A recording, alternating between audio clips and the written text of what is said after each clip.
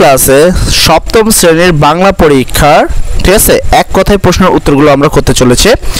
এছাড়াও এই বাংলা পরীক্ষার বাকি সকল প্রশ্নের সঠিক উত্তর কিন্তু অলরেডি আমরা আমাদের চ্যানেলে আপলোড করে দিয়েছি। যারা রচনামূলক প্রশ্ন বা তোমাদের সৃজনশীল প্রশ্ন বা সংক্ষিপ্ত প্রশ্নের উত্তরগুলো চাচ্ছ তারা চলে যাও এই ভিডিও ডেসক্রিপশনে, সেখানে গেলে একটা প্লেলিস্ট পাবা।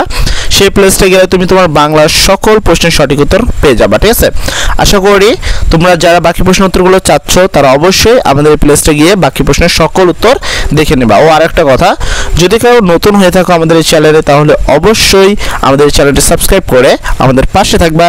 এবং চলো বেশি কথা না বলে আমরা প্রশ্নের উত্তরগুলো করি। তবে আরও একটা কথা, যারা এই প্রশ্নের উত্তরগুলো এখন দেখছো তোমরা চাইলে লিখে নিতে পারো, অথবা আমি ভিডিও শেষে আরও একবার দেখাই দেবো, তোমরা চাইলে সেইখান থেকে স্ক্রিনশট দিয়ে উত্তরগুলো নিতে পারো। তো দেখো এখানে 16 নম্বর প্রশ্নে বলছে নকল কবিতাটি কবির কোন কাব্যগ্রন্থ থেকে নেওয়া হয়েছে।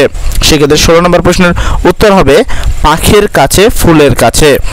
17 নম্বর প্রশ্ন হলো মানুষ ও প্রাণের সহাবস্থান তোমার পাঠ্যে কোন কবিতায় মূল ভাব বলা যায়। সেক্ষেত্রে 17 নম্বর প্রশ্নের উত্তর হবে ময়নামতির চর।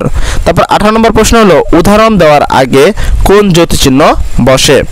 সেক্ষেত্রে 18 নম্বর প্রশ্নের উত্তর হবে উদাহরণ দেওয়ার আগে কোলন চিহ্ন বসে। 19 নম্বর প্রশ্ন হলো পিরামিড রচনাটি লেখকের কোন কাব্যগ্রন্থ থেকে নেওয়া হয়েছে। সেক্ষেত্রে 19 নম্বর প্রশ্নের উত্তর হবে জলে ডাঙ্গায় কবিতা থেকে বা গ্রন্থ থেকে নেওয়া হয়েছে। 20 নম্বর প্রশ্ন হলো জলা কি। সেক্ষেত্রে 20 নম্বর প্রশ্নের উত্তর হবে জলা হলো জলমগ্ন ভূমি। তারপর 21 নম্বর প্রশ্ন হলো চল আমরাই খোঁজ করে দেখি বাক্যটি কোন শ্রেণীর। সেক্ষেত্রে 21 নম্বর প্রশ্নের সঠিক উত্তর হবে অনুজ্ঞাবাচক শ্রেণীর।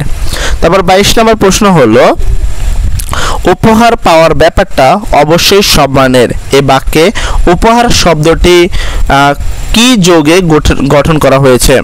সেক্ষেত্রে 22 নম্বর প্রশ্নের সঠিক উত্তর হবে উপসর্গ। তারপর 23 নম্বর প্রশ্ন হলো প্রাঙ্গণ শব্দের সঠিক উচ্চারণ কোনটি। সেক্ষেত্রে 23 নম্বর প্রশ্নের সঠিক উত্তর হবে প্রাঙ্গণ। অবশ্যই আমরা এই উচ্চারণটি আরও ভালো করে লিখে দিব প্রশ্নের শেষের দিকে, যেখানে শুধুমাত্র উত্তর দেওয়া হবে তোমাদের, সেখান থেকে উত্তরটা দেখে নেবা। 24 নম্বর প্রশ্ন হলো কবিতায় ছোট ছোট অংশকে কি বলে। সেক্ষেত্রে 24 নম্বর প্রশ্নের উত্তর হবে স্তাবক। ঠিক আছে, স্তাবক। তারপর 25 নম্বর প্রশ্ন হলো নতুন চরের পলিমাটিকে কৃষকেরা কি বুনেছে।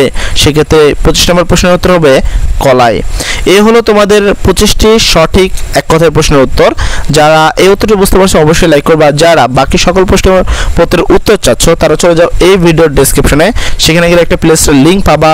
সেখান থেকে তুমি তোমার রচনামূলক সংক্ষিপ্ত প্রশ্ন এবং সকল সঠিক প্রশ্নের সঠিক উত্তর কিন্তু পেয়ে যাবে, কারণ আমরা অলরেডি আমাদের চ্যানেলে সকল প্রশ্নের উত্তর আপলোড করে দিয়েছি। ও হ্যাঁ, আরও একটি কথা আমি বলেছিলাম যে এই ভিডিওর শেষের দিকে উত্তরগুলো আরও একবার দেখে দিব। তো চলো আমরা ভিডিওর শেষের দিকে চলে এসেছি এবং আমরা উত্তরটা আরও একবার দেখে নেব।